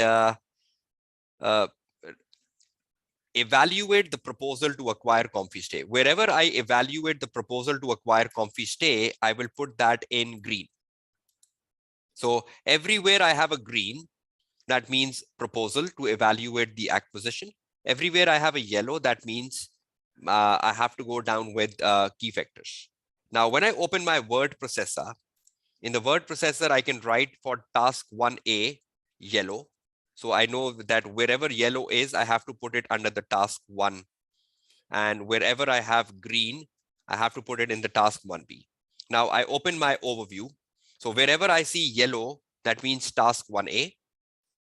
Okay, I go to the fact sheet. So in the fact sheet, because it's the information about evaluating the proposal, so I put the green color here. So every green means this is the answer for the B requirement. So I can use different colors, but the problem is how many requirements I have? 1A, 1B, that's 2. 2A and 2B, that's 4. And 3A and 3B, that's 6. So if for every particular requirement I use a different color, do I have option of that? How many colors ACC has given me? Yellow, green, pink, and blue, maximum 4. Now what I can do is I can do the different perspective. For every one task, I can give one color. For example, for the task 1, I'll use the yellow color. For the task 1, I'll use the yellow color, whether it is 1A or whether it is 1B. So everything coming in yellow in my exhibits will be task 1 in total. For task 2, I can use all the green color. So wherever I use the green color, that will be all task 2, whether it is 2A or it is 2B. And for the task 3, I will use all the pink color. All the pink color, right? For the task 3, whether it is A or B. And even if I have a task 4, do I have a color left for task 4? Yes, I still have a blue color. But if there are 5 tasks, then I cannot give you any guidance on that, because there is no 5th color, right? But if there are 4 tasks, at least you have 4 colors, right? Now what you can do is, now when you open your overview, wherever you see the yellow color, well, yellow color means this is the answer for 1, whether it is A or B. And wherever you find the yellow color again. Sorry, this is all yellow now because we have to use the yellow color here because we are referring to the requirement 1. But wherever you find newspaper article, so newspaper article was green. Wherever I find a green color, that is a task 2, right? And wherever I find the pink color, this one, that's the task number 3. So wherever I find the pink color, that's the task number 3. So different highlighters can do help you. So 4 colors. So can you segregate 4 colors into 4 tasks? But if you have 5 tasks in the exam paper, then what will you do? Then that becomes useless. But if you have 4 tasks in an exam paper, now can you segregate each task with a color? Task 1, yellow. Task 2, green. Task 3, pink. And task 4, blue. So when you are annotating, and after 1 hour, you will have different colors of annotations, which will even if you forget something and you go back to the exhibit, you will immediately recall, oh, it's blue. That means it's the task 3. Oh, it's green. Oh, it's a task 2. Oh, it's yellow. It's a task 1. So can you use that way, Hardeep, particularly because you had a question on that? But does it has a limitation? What if you get 6 tasks in the exam paper? Then what will you do? Nothing. No solutions. But if you have 3 tasks or 4 tasks, can you use different colors for them? Everyone can answer this, please. Are you liking this technique? Can you try it once tomorrow at home? Can you try it once tomorrow at home on the same question, December 18? Can you color the December 18 paper into 3 colors, yellow, green, pink? Right? So give it a try. Give it a try. Let's see what results you come out of it. Give it a try and see, is it workable? Is it good enough for exam? Otherwise, don't do it. But you still have 11 days to experiment and find the best to take to exam, right? So can you take it as an experimental basis tomorrow and see whether the results are good or bad to be implemented in the actual exams or not? Right? So have we covered all the options on the screen? Symbols, highlight, strike through, calculator, scratchpad. I've shown you the way to read and write the options, even spend time on slides. Yes, if one exhibit covers more than one requirement, see Claudia, for example, overview. In overview, there is suppose there is an information about requirement 2. So in the exhibit 2, I might find green color as well. In the exhibit 2, I might find pink color as well. Now, when I look at the exhibit 1, how many colors am I finding in the exhibit 1? 3. But yellow is for 1, green is for 2, pink is for 3. So where should I copy paste the pink paragraph in the requirement number 3? Where should I copy paste the green paragraph in the requirement 2? Where should I copy paste the yellow paragraph in the requirement 1? So you can have multiple colors in one exhibit, that's fine. But multiple color means you're taking multiple task information from one exhibit. Are you getting that, Claudia?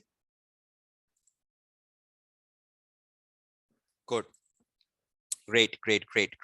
So just let's go back to the final tips. I'm winding up the session because we just need to focus on the final tips now for the last 10-15 minutes of the session today. The final tips and techniques. I hope this webinar to success, which was over the last 4 days, the 4th day is today. We worked on different solutions together. You had a question and answer opportunities as well. And I hope you got the guidance to do the best in your upcoming exams. You must have got some fine tunings. You must have got some motivations of improving your prospects of the upcoming attempt for SBL. Now, this is just my final thoughts over the last 4 days, which I accumulated for all of you, if you just forgot. Number 1, thank you, Hardeep, for that. Carefully reading the requirement.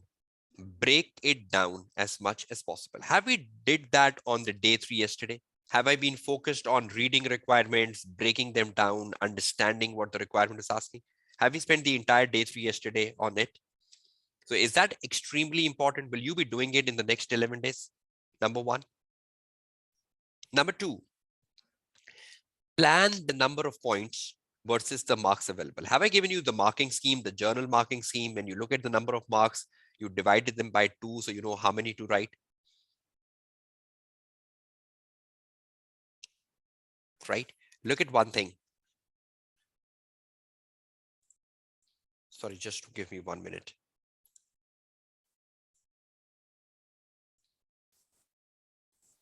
Suppose, see who is a clever student. Suppose there is a question in the past paper. If I can just show you that, that would be good enough. Let me just open the question, right? Give me 1 minute. The past papers for SBL. You just need to give me 1 second. I'm just opening a folder and just want to show you something for the clarification on the marking scheme, because you might easily get distracted. But I just need to find that paper to be put on screen. But just give me 1 second. Okay, I got it. Great. Okay, I need to share that paper with you on the screen. Okay, can you see the specimen 1 exam on your screen now? Can you see a specimen 1 exam on your screen now? Okay, what is the marking scheme for every point we write in exam?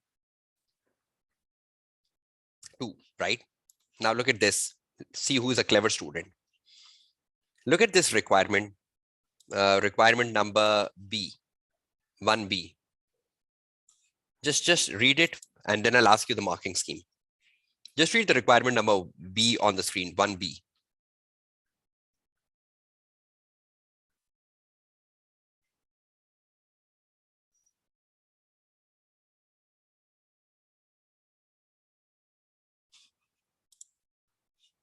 Right? So we have 12 marks, and in 12 marks, how many things we have to do? Weakness and recommendation. So one student will say, oh, that's 12 divided by 2, 6 points. So we'll write 3 weaknesses and we'll write 3 recommendations. You are absolutely wrong here. See this, try to understand the logics. 12 marks, specimen 1.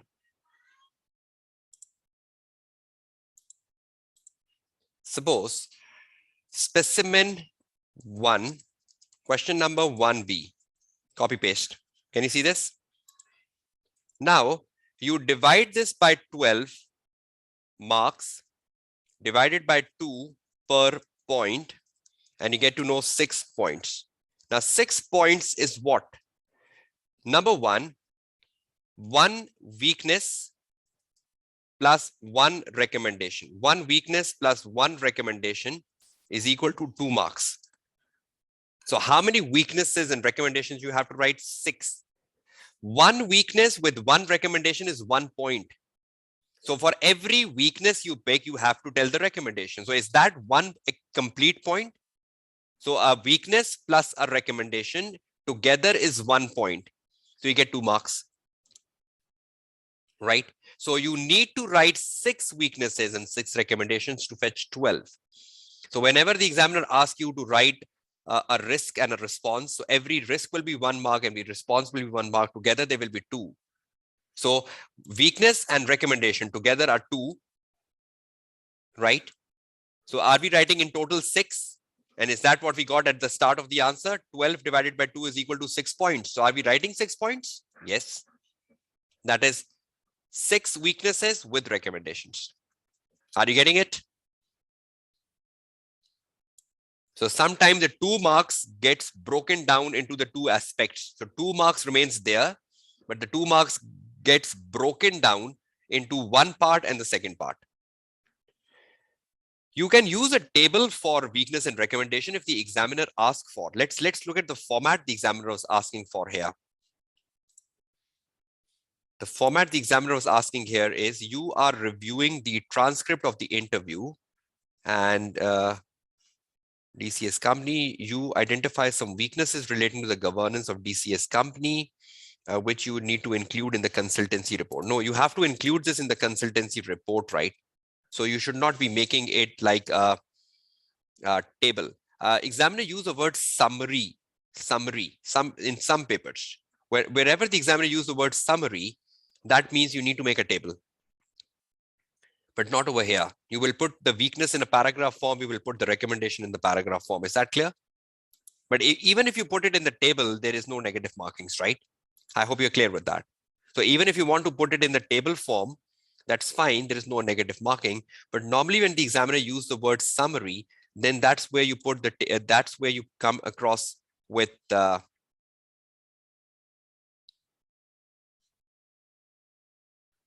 table, right? Okay, so is everyone clear with the number 2?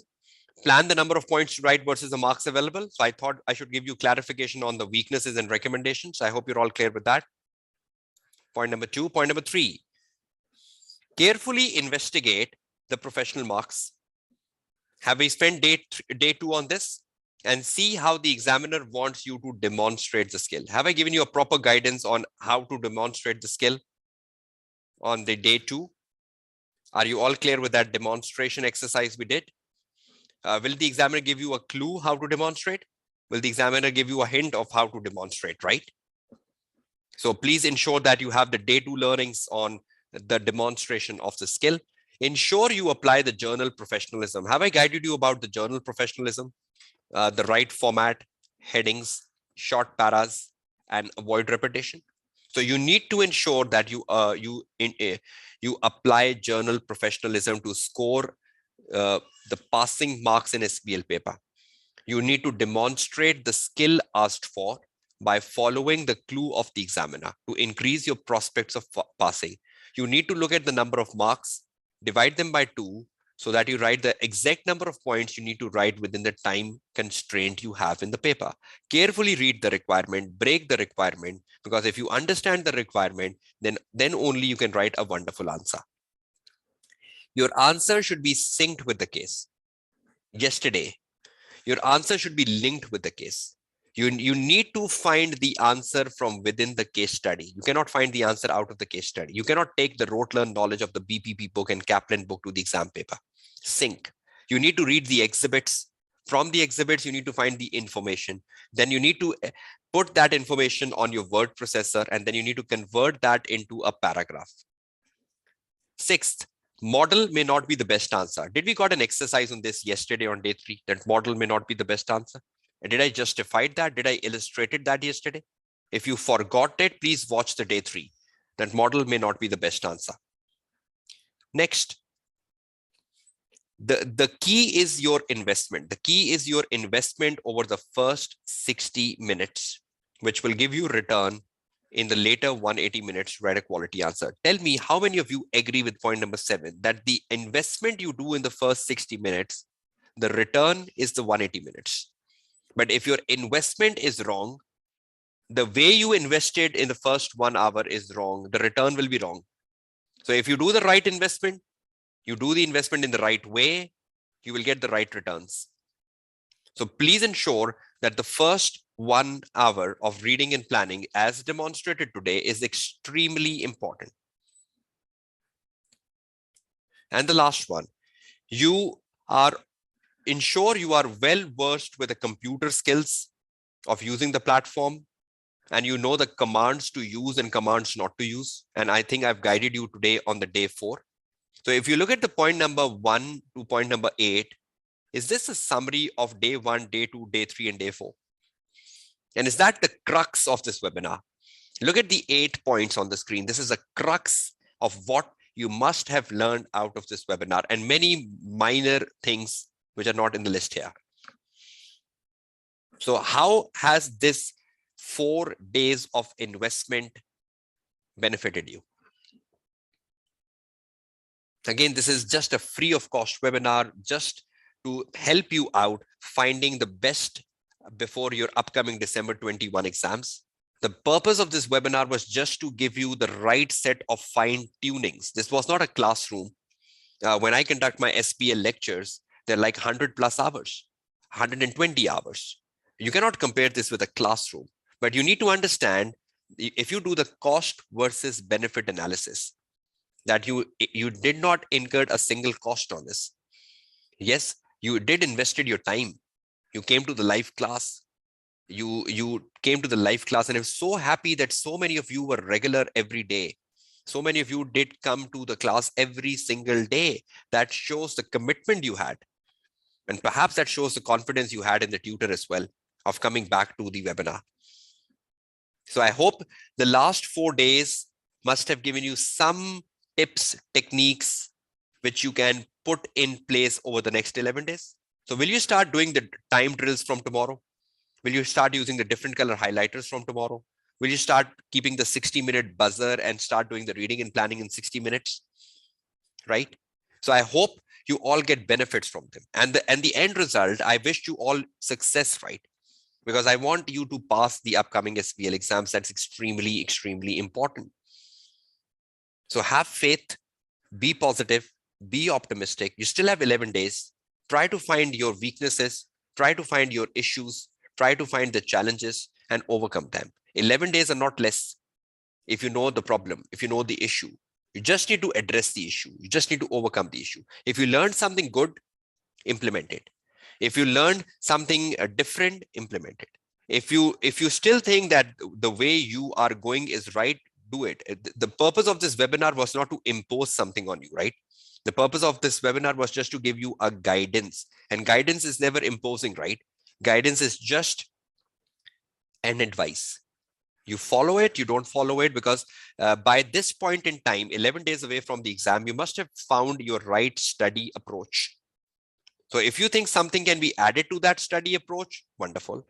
But if you think the last 4 days, I should not add something to my study approach because whatever I was doing was fine, good, very good, excellent. So I wish you all a very best of luck for your upcoming December 21 SBL exams in particular, because this webinar was organized in particular for the December 21 exams. And the recordings will be available. You can rewatch them and you can share this with your friends, whoever is giving the SBL paper. If any one of your friends doesn't know about this webinar, you can just share the link of my YouTube channel with him or her, so they can also benefit from it. So I hope you can spread this information to the other WhatsApp group and other student communities, within your countries and cities and your nearby, because that can be beneficial to the wider SBL community.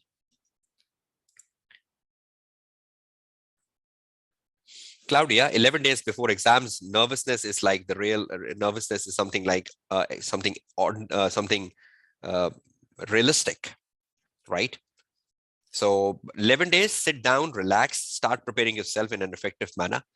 Keep yourself calm down, because if you overstudy, that's also wrong.